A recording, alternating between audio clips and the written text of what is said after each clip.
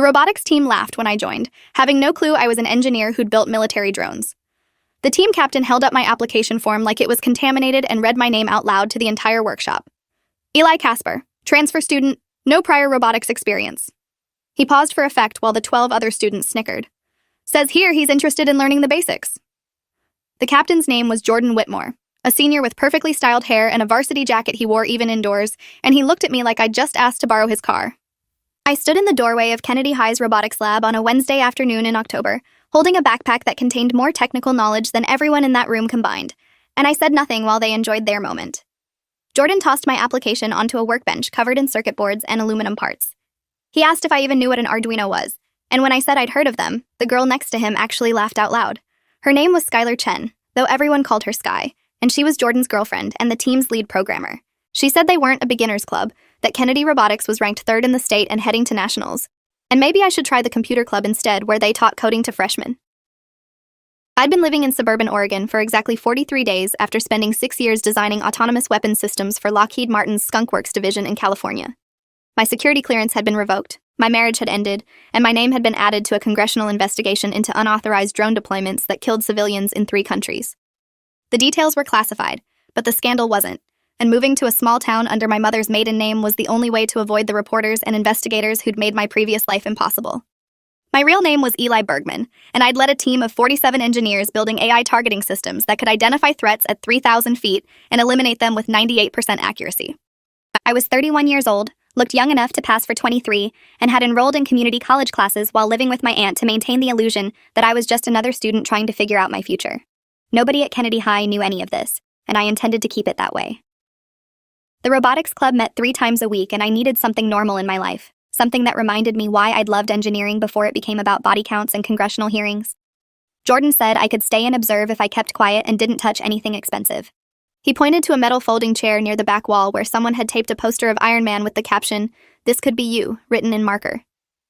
I sat down and pulled out a notebook while watching them work on their competition robot, a mechanical arm mounted on a wheeled base designed to pick up colored blocks and sort them into bins. The design was competent but inefficient, using servos where stepper motors would provide better precision and a control system that relied on pre-programmed sequences instead of real-time sensor feedback. They were building a glorified toy when they could have built something actually intelligent. A junior named Marcus Webb was soldering connections on a circuit board, holding the iron at the wrong angle and creating cold joints that would fail under vibration. Another student named Priya Anand was programming movement sequences on a laptop, writing code that was functional but inelegant, full of nested if statements when a state machine would have been cleaner. Jordan moved between stations offering advice that was mostly textbook theory he'd memorized without understanding the underlying engineering principles. The team's faculty advisor was Mr. Thornton, a math teacher in his 50s, who clearly knew more about geometry than robotics. He wandered through the lab checking on students, but didn't offer any technical guidance, just encouragement about working hard and meeting deadlines.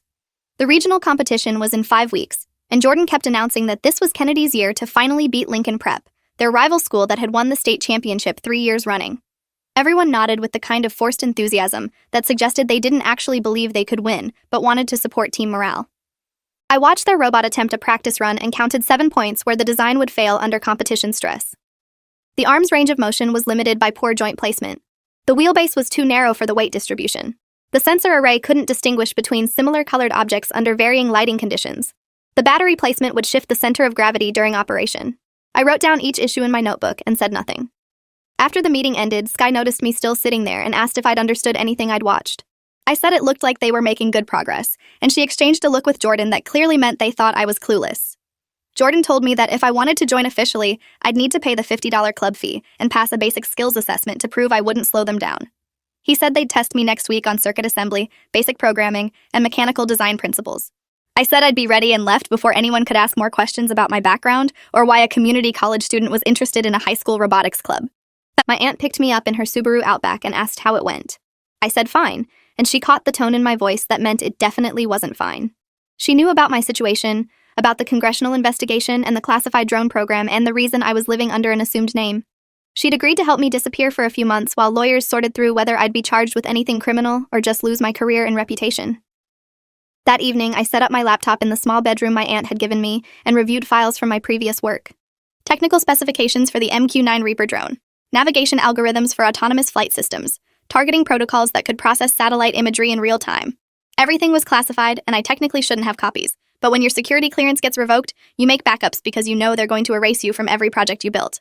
I'd spent 6 years of my life designing systems that were supposed to protect American soldiers by taking human operators out of dangerous situations. The technology worked perfectly. The problem was that perfect technology in imperfect hands made mistakes that killed wedding parties and school buses and aid workers. 3 congressional committees were now investigating whether our targeting algorithms had been deployed prematurely, whether we'd known about the civilian casualties, whether anyone should face criminal charges for prioritizing military contracts over human lives. I thought about those high school kids struggling with their simple robot, and felt something like nostalgia for when engineering was about solving problems instead of creating them. And I'd joined the Robotics Club because I needed a reminder that technology could be innocent, that building things could be about creativity and competition instead of classified briefings and kill ratios. But watching them mock me for being a beginner made me realize that innocence was already gone, that even in a high school workshop, people judged your worth based on credentials and performance.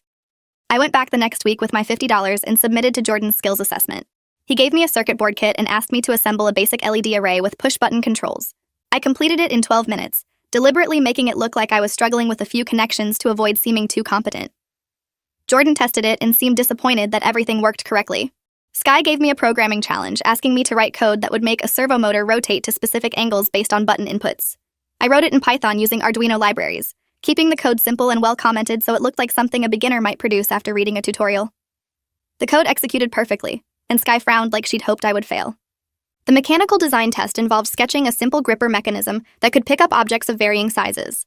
I drew something conventional using parallel jaw design with spring-loaded fingers, nothing innovative but competent enough to pass their test. Jordan reviewed all 3 assessments and reluctantly admitted I'd passed, though he added that passing the minimum requirements didn't mean I was ready for actual competition work. He assigned me to maintenance duties, saying I could help organize parts, clean workbenches, and maybe assist with basic assembly tasks if I proved reliable. It was obvious he wanted me in a subordinate role where I wouldn't threaten his position as team leader. I accepted the assignment without complaint, and spent the next 2 weeks organizing screws, labeling bins, and watching them make the same mistakes repeatedly on their competition robot. 3 weeks before regionals, their robot failed a critical test run. The arm mechanism jammed during block pickup, the wheels locked up randomly, and the control system crashed twice in 5 minutes. Jordan called an emergency meeting and announced they needed to troubleshoot everything this weekend, or risk showing up to competition with a non-functional robot. Mr. Thornton looked worried and suggested maybe they should simplify the design, but Jordan insisted they could fix it with more testing and calibration. I watched from my usual spot near the back and counted at least 9 fundamental problems that testing wouldn't solve. The servo motor in the arm was underpowered for the weight it was lifting.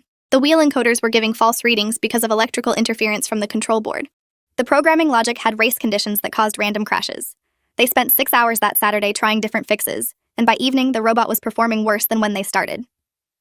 Marcus threw a screwdriver across the room in frustration and said they were going to embarrass themselves at regionals. Sky was near tears, staring at her laptop screen where error messages kept appearing. Jordan's confident demeanor had cracked, and he looked lost, like a kid who'd suddenly realized he didn't know what he was doing. Mr. Thornton suggested they take a break and come back with fresh perspectives on Monday. Everyone packed up their things in defeated silence. I was putting tools away when Sky approached me and asked if I'd noticed anything specific that might be causing the problems. Her tone wasn't condescending anymore, just desperate. I said I'd observed a few potential issues and could show her if she wanted. She called Jordan over and he came reluctantly, clearly not wanting to admit he needed help from the new kid who'd barely passed the skills assessment. I walked them through the problems I'd identified, explaining each issue in language they could understand without revealing the depth of my expertise. I suggested they replace the servo with a higher torque model, shield the encoder cables to prevent interference, and restructure the control loop to handle multiple sensor inputs simultaneously. Jordan asked how I knew so much about this stuff if I was supposedly a beginner. I said I'd been reading a lot of online tutorials and watching YouTube videos, which was technically true even if it understated 6 years of professional engineering experience. Sky pulled up component specifications on her laptop and confirmed that my suggestions were technically sound. Jordan looked uncomfortable, like he was weighing whether accepting help from me would undermine his authority or whether losing at regionals would be worse for his ego. He finally agreed to try my recommendations, framing it as incorporating team member feedback into our iterative design process, so it sounded like collaborative leadership instead of taking advice from someone he'd dismissed as incompetent. We spent the next week implementing changes, and I was careful to let other team members do the actual work while I just offered guidance. Marcus did the soldering with me, pointing out the correct technique. Priya rewrote the control code with me, suggesting structure but letting her write the syntax. Sky redesigned the sensor array with me, sketching ideas she could refine. Jordan supervised everything, taking credit for the improvements in his status updates to Mr. Thornton. The robot's performance improved dramatically, and by the time we reached regionals, It was operating at about 70% of what it could be if I designed it from scratch, but good enough to be competitive. The regional competition happened at Portland State University in early November. 23 schools competed across 2 days, with robots performing timed challenges involving block sorting, obstacle navigation, and precision placement tasks. Kennedy's team arrived early and set up in the practice area where other schools were testing their robots. I noticed Lincoln Prep's team immediately because their robot was significantly more advanced than anything else in the competition. They had custom-machined aluminum components, professional-grade sensors, and movement that was smooth and precise. Their team captain was a girl named Isabella Torres, who carried herself with the quiet confidence of someone who knew she was operating at a different level than her competitors. Jordan saw Lincoln Prep's robot and his face went pale. He muttered that they must have outside help, that no high school team could build something that sophisticated without professionals involved. The first day of competition went well for Kennedy. Our robot completed the block sorting challenge with only minor errors, scoring enough points to place 5th overall after the first round. Jordan was ecstatic, already talking about how we might place in top 3 and qualify for state finals. Sky's programming worked reliably despite the pressure, and Marcus's assembly held together under competition stress. I watched from the team pit area, helping with minor repairs between rounds but staying in the background while Jordan gave interviews to parents and younger students who wanted to know how Kennedy had improved so dramatically this year. During the second round, Lincoln Prep posted a near-perfect score, their robot executing every task flawlessly while the crowd applauded.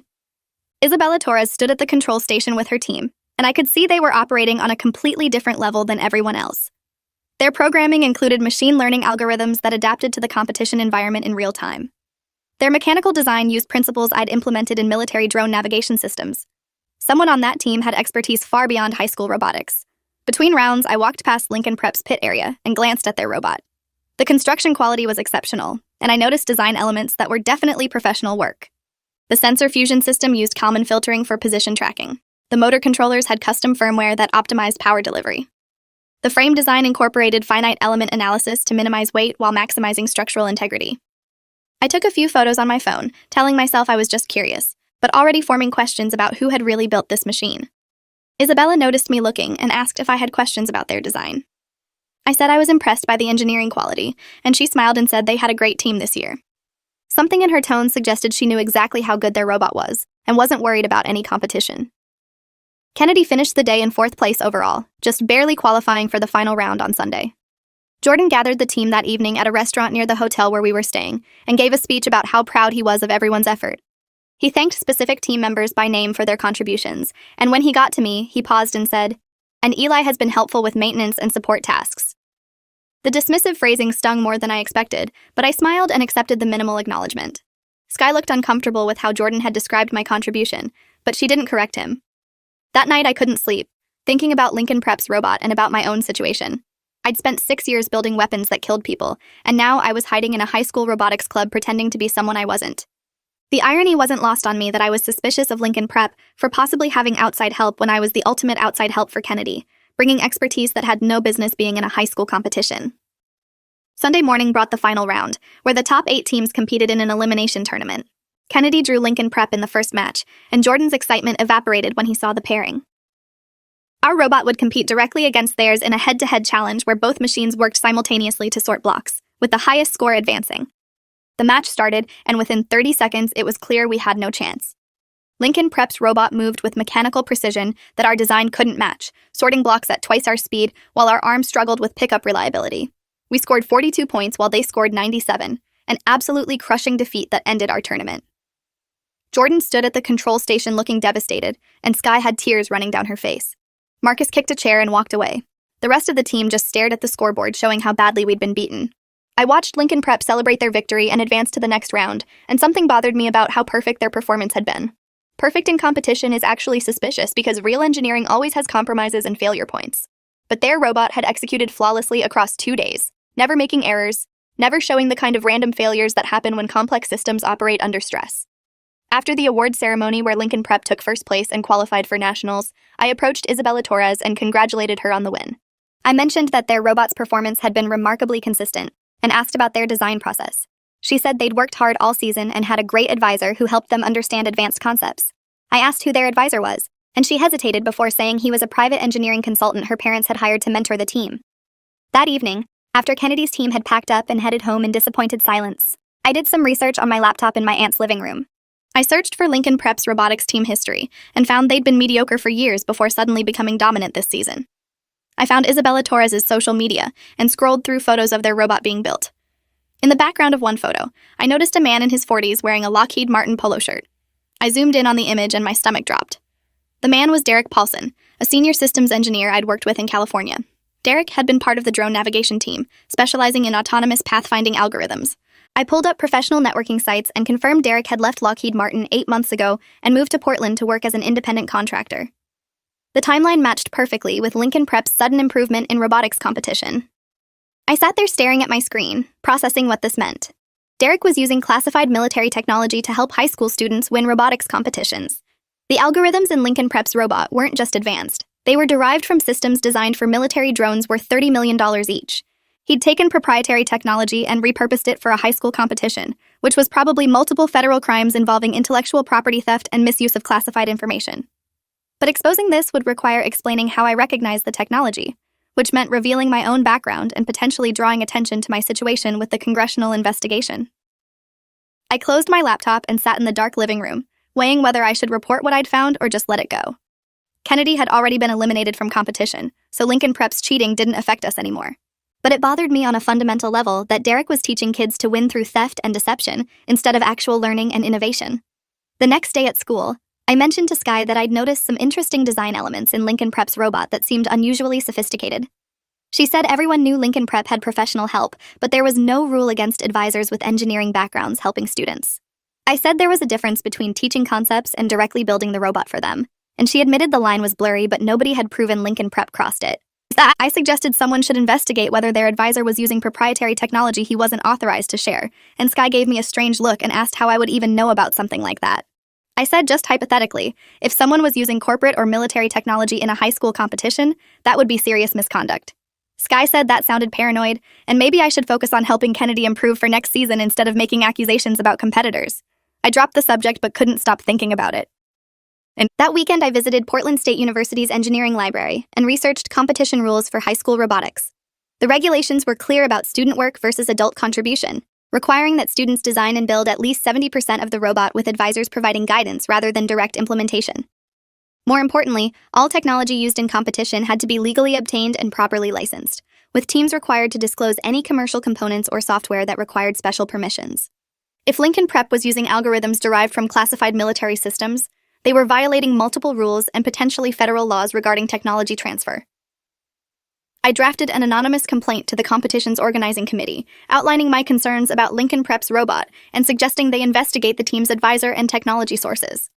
Before submitting the complaint, I called my lawyer in California, a woman named Andrea Briggs who'd been helping me navigate the congressional investigation. I explained the situation without initially revealing my involvement, framing it as something I'd observed at a competition.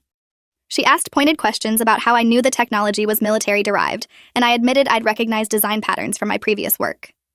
Andrea was quiet for a long moment before saying this was complicated because exposing Derek's misconduct would require me to testify about my own expertise, which would destroy my anonymity and potentially compromise my legal situation. She said the congressional investigation was still active, and investigators were looking for any evidence that engineers had misused classified information. If I came forward about Derek, they'd also scrutinize how I recognized the technology and whether I had misused information myself.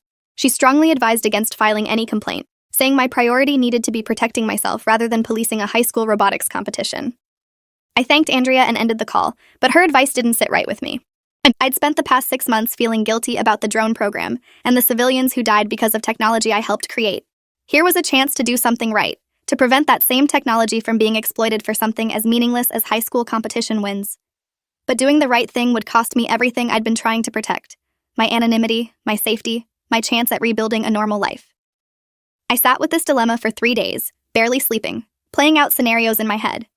Finally, I decided that hiding from consequences hadn't made me feel any better, and maybe facing them would. I revised my complaint to the competition committee, this time including my real name and credentials.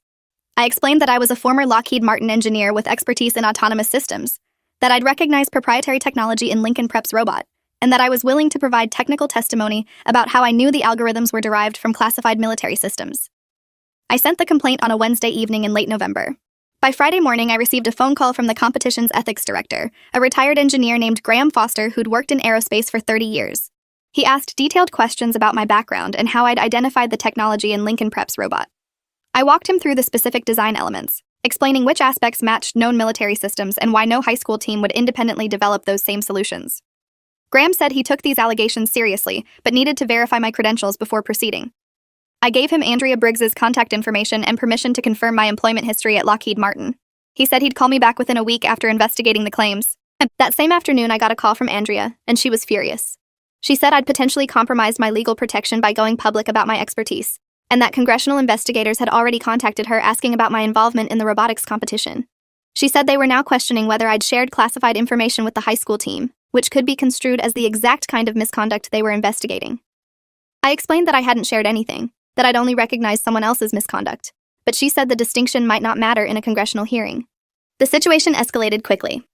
By Monday, I received a formal letter from the Congressional Committee investigating the drone program, requesting my testimony at a hearing scheduled for 3 weeks later. The letter mentioned my participation in a civilian robotics competition and asked specific questions about whether I'd utilized classified knowledge in that context. I called Andrea in a panic, and she said this was exactly what she'd warned me about, that trying to expose Derek had drawn attention to myself. She said the committee was now investigating whether I'd violated non-disclosure agreements by applying military expertise to civilian projects, even if I'd only done so to identify someone else's violations. The legal logic was Byzantine, but the threat was real. I could face charges for misusing classified information, lose any chance of working in engineering again, and potentially face criminal prosecution. Andrea said our best option was to argue that I'd only recognized Derek's work because of my legitimate expertise, and that identifying violations wasn't the same as committing them. But she warned that congressional hearings weren't about truth. They were about political theater and finding scapegoats. At Kennedy High, word had spread that I was involved in some kind of scandal involving the robotics competition. Jordan confronted me in the lab on a Monday afternoon, demanding to know what I'd done.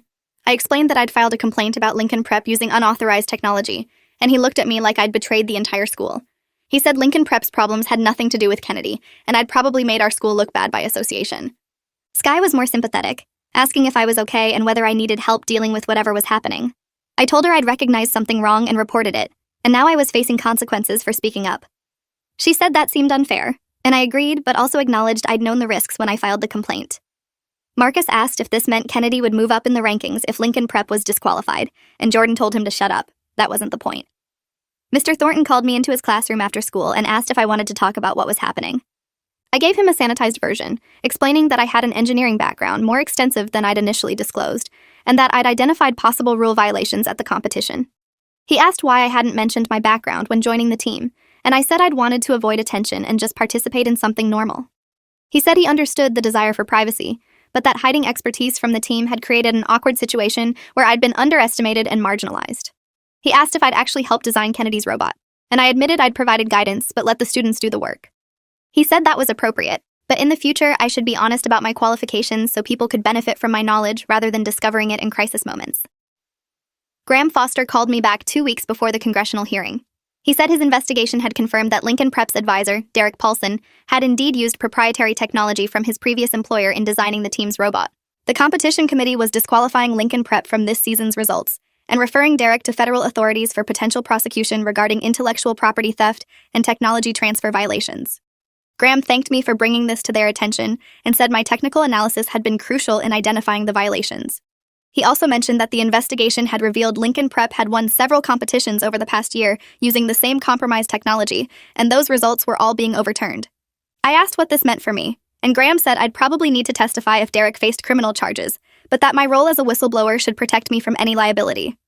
I said I had other legal complications and might not be available to testify, and he said he understood but hoped I'd cooperate if called upon. The news about Lincoln Prep broke publicly 3 days later when the competition committee issued a statement announcing the disqualification and ongoing federal investigation. Local media picked up the story, running headlines about high school robotics scandal and military technology misused in student competition. Isabella Torres gave an interview saying the team had trusted their advisor and didn't know he was using unauthorized technology. Derek Paulson's name was mentioned along with his previous employment at Lockheed Martin, and suddenly reporters were connecting dots to the congressional investigation into the drone program. One journalist found my complaint to the competition committee and published my name as the engineer who'd exposed the scandal. By that evening, my phone was flooded with calls from reporters asking about my involvement in both the robotics scandal and the larger drone program investigation. I stopped answering calls and texts from anyone I didn't recognize, but the damage was done. My anonymity was completely destroyed. Andrea called and said the congressional hearing had been moved up to next week, and that the committee wanted to question me about both the drone program and the robotics competition. She said they were trying to establish whether I'd violated my non-disclosure agreement by using classified knowledge to identify Derek's work, which was legally absurd but politically convenient. The committee wanted a scapegoat for the drone program's failures, and a former engineer who was involved in a public scandal made an attractive target. She'd scheduled a meeting with the committee's chief counsel to negotiate my testimony and try to limit the scope of questions, but she warned that I should prepare for a hostile environment. The hearing would be public, televised, and designed to make me look either incompetent for not preventing civilian casualties or criminal for misusing classified information. Neither narrative was accurate, but accuracy wasn't the committee's priority. I spent the next week preparing testimony with Andrea. We drafted statements explaining my role in the drone program, my recognition of similar technology at the robotics competition, and my decision to report Derek's violations despite the personal cost. We practiced questions the committee might ask and how to answer without revealing classified information while still explaining my expertise. The key message was that I'd identified misconduct and reported it appropriately, that I'd never shared classified information with students, and that my involvement in the robotics club had been about finding normalcy after a traumatic professional situation. Andrea said the truth was on my side, but congressional hearings weren't about truth. They were about performance. I needed to stay calm, answer questions precisely, and not let hostile committee members provoke me into emotional responses that would make good television clips.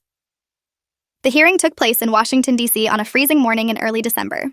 The committee room was packed with reporters, congressional staffers, and members of the public who'd followed the drone program scandal. I sat at a table facing 9 committee members, my hands shaking as I raised my right hand to swear the oath. The chairman opened with a statement about the committee's mission to investigate misuse of military technology and ensure accountability for decisions that cost civilian lives. He mentioned my role in designing drone targeting systems and my recent involvement in exposing misconduct at a high school robotics competition. He said the committee had questions about both situations and expected my full cooperation. The first hour of questioning focused on the drone program itself, with committee members asking technical questions about how the targeting algorithms worked and who had authorized their deployment. I answered carefully, explaining the technology in general terms without revealing classified specifications. Several members were hostile, implying I'd known about the civilian casualties and continued working on the program anyway. I said I'd raised concerns with supervisors about deployment readiness and had been assured proper protocols would be followed. The questioning shifted to the robotics competition around 11 a.m. when a congressman from Oregon asked how I'd become involved with Kennedy High's team. I explained that I'd moved to Oregon for personal reasons and joined the robotics club as a volunteer. He asked why I hadn't disclosed my professional background to the school, and I said I'd wanted privacy while dealing with the congressional investigation. He suggested I'd hidden my identity because I knew I'd done something wrong with the drone program and was trying to escape accountability. I said that wasn't accurate, that I'd simply needed time to process what happened and figure out my next steps. Another committee member asked how I'd recognized military technology in a high school robot, and I explained the specific design elements that matched proprietary systems. She asked if I'd shared any of those systems with Kennedy's team, and I said no, I'd only recognized them in a competitor's robot. She implied I must have violated my non-disclosure agreement to have such detailed knowledge, and I said recognizing technology wasn't the same as sharing it. The most hostile questioning came from a senator who'd made her reputation attacking defense contractors for cost overruns and misconduct. She asked whether I felt any responsibility for the civilians killed by drones I'd helped design. I said I felt tremendous responsibility, and that was partly why I'd come forward about Derek's violations, because I didn't want military technology being misused in any context. She said that seemed convenient, that I was trying to rehabilitate my image by playing whistleblower in a trivial high school scandal while people were dead because of my work. I said both things could be true, that I could regret my role in the drone program and still think exposing Derek's misconduct was the right thing to do. She said I'd destroyed my anonymity and compromised my legal position just to win points at a high school competition, which showed the same poor judgment I'd demonstrated at Lockheed Martin. Andrea tried to object, but the chairman said the committee had wide latitude in questioning witnesses. I sat there while the senator continued attacking my character, my judgment, and my motives, turning my testimony into a public humiliation. The hearing lasted 6 hours total, with breaks for lunch and committee deliberations. By the end, I was exhausted and emotionally drained, having answered hundreds of questions while being accused of everything from incompetence to criminal conspiracy. The final questioning came from a congressman who asked what I'd learned from this experience. I said I'd learned that doing the right thing often costs more than you expect, but that hiding from problems doesn't make them go away.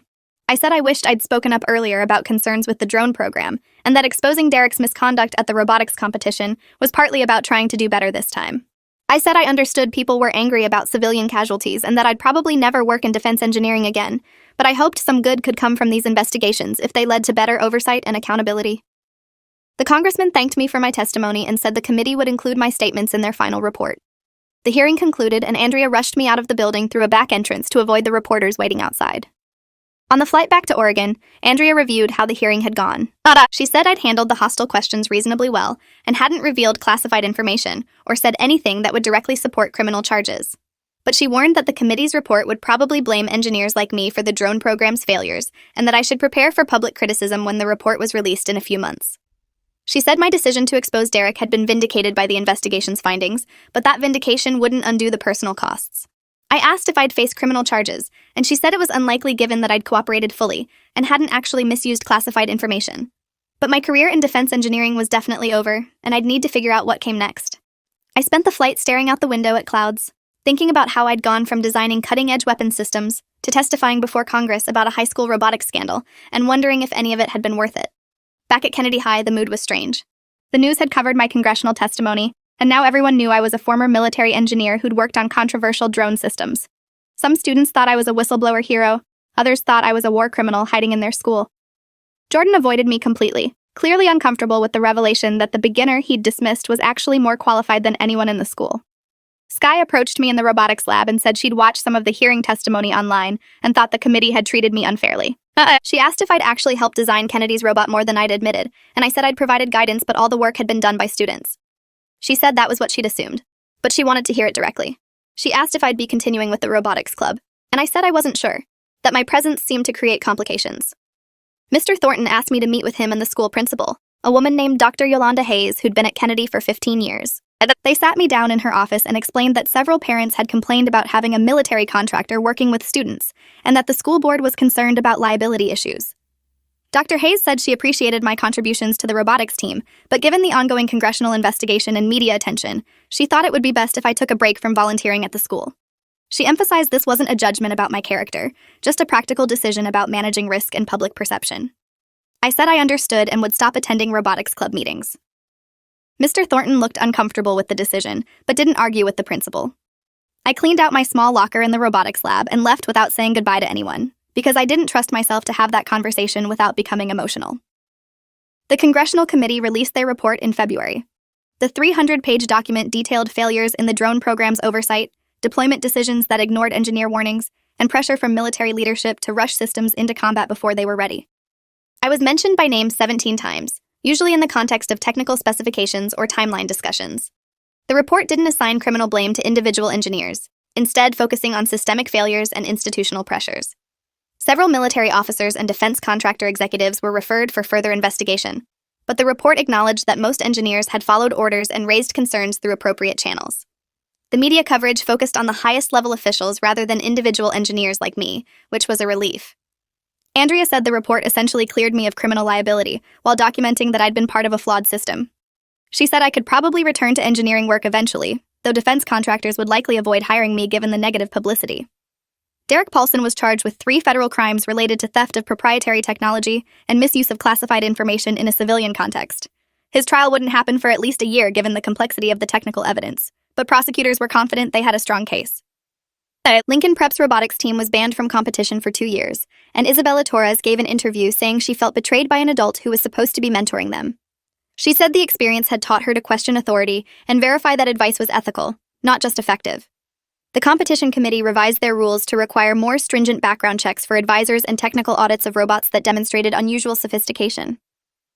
Graham Foster credited my report with exposing a vulnerability in the competition system and preventing future misconduct. I spent the spring working construction jobs to pay rent while figuring out what to do next. My aunt was supportive, letting me stay in her spare room and encouraging me to consider teaching or consulting work that used my expertise without the ethical complications of military contracting. I started offering private tutoring in math and engineering to high school students, using online platforms that didn't require me to visit schools in person. The work was rewarding in a way defense engineering had never been, seeing students understand concepts and develop confidence in their abilities. One of my students was a sophomore from Kennedy High who asked if I was the engineer from the robotics scandal. I said yes, and she asked if I'd be willing to help her with a project. She wanted to build a robot for a different competition, one focused on humanitarian applications like water purification and disaster relief. She said she'd been inspired by the scandal to think about technology that helped people instead of competing for trophies or winning contracts. I agreed to advise her project, and we spent 6 months developing a solar-powered water filtration system that won a regional innovation award. In August, Sky contacted me through email saying she'd been elected captain of Kennedy's robotics team and wanted to rebuild the program with a focus on ethical engineering and community service. She asked if I'd be willing to return as an advisor under official oversight with full background disclosure and parent consent. She said Dr. Hayes had agreed to consider it if I was interested and if parents supported the decision. I met with Sky, Mr. Thornton, and Dr. Hayes to discuss what this might look like. We agreed I'd work with students on community-focused projects rather than competitive robotics, teaching engineering principles through real-world problem-solving.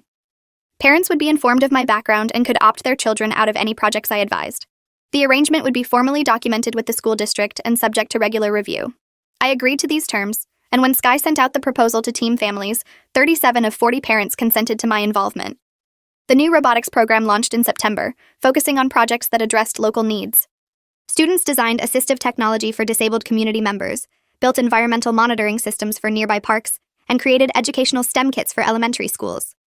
The work was more meaningful than competition had ever been, and students learned engineering in the context of serving others, rather than just winning awards.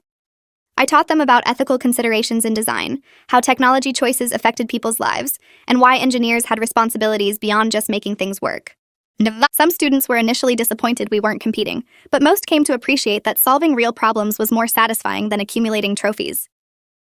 In November, a journalist from a technology magazine interviewed me about the drone program scandal and what I'd learned from the experience.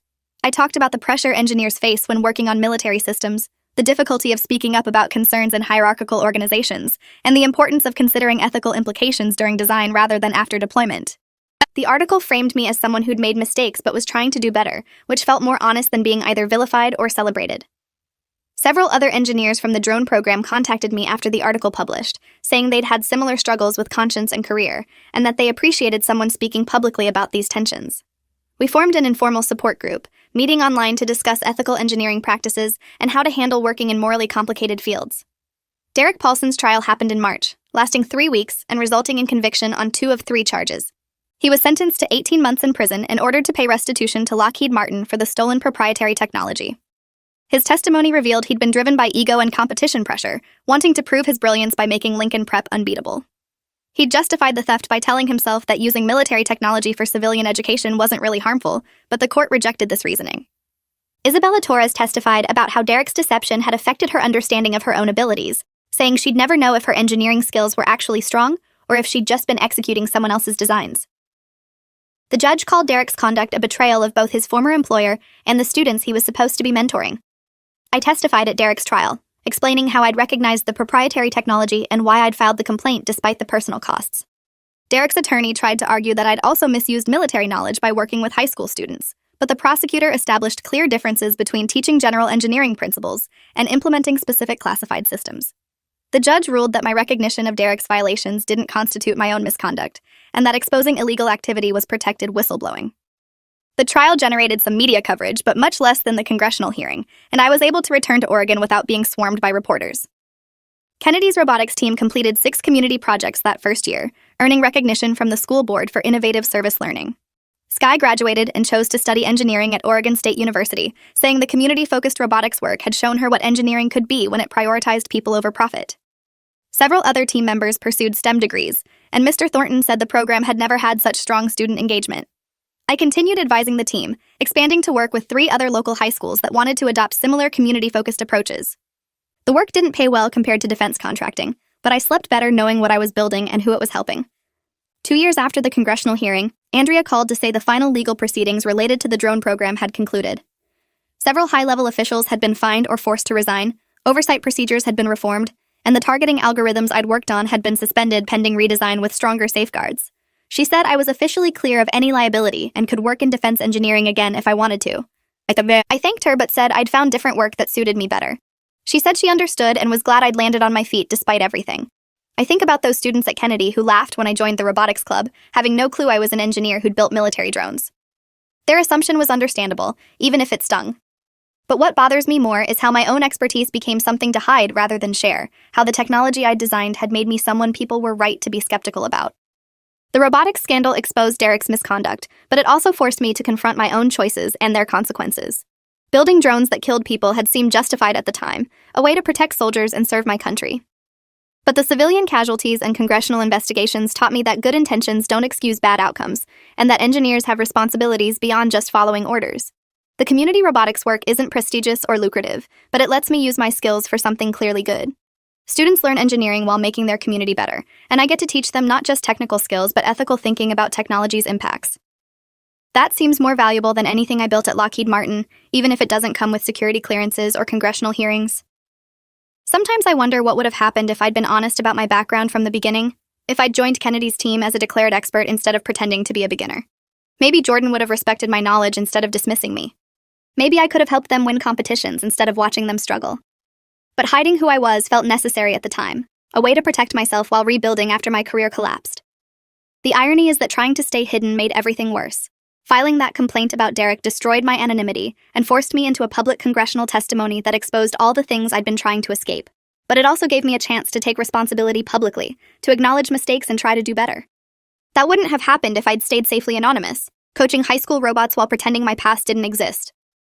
So maybe the scandal was necessary, a painful way to move from hiding to healing, from running from consequences to facing them and figuring out what comes next. If you made it this far, I hope you understand why I did what I did. Why I joined a high school robotics team while hiding military engineering expertise. Why I filed a complaint that destroyed my anonymity and career prospects. Why I testified before Congress about drone casualties and technology ethics. None of it was simple or heroic, just a series of choices trying to balance self-protection with moral responsibility. The students who laughed at me turned out to be more right than they knew, not because I was incompetent, but because someone with my history had no business pretending to be normal. I'm still figuring out what normal looks like after everything that happened, but teaching kids to build things that help people feels like a start. If you enjoyed this, you'll definitely want to see the next ones too. So subscribe now and let me know your take in the comments.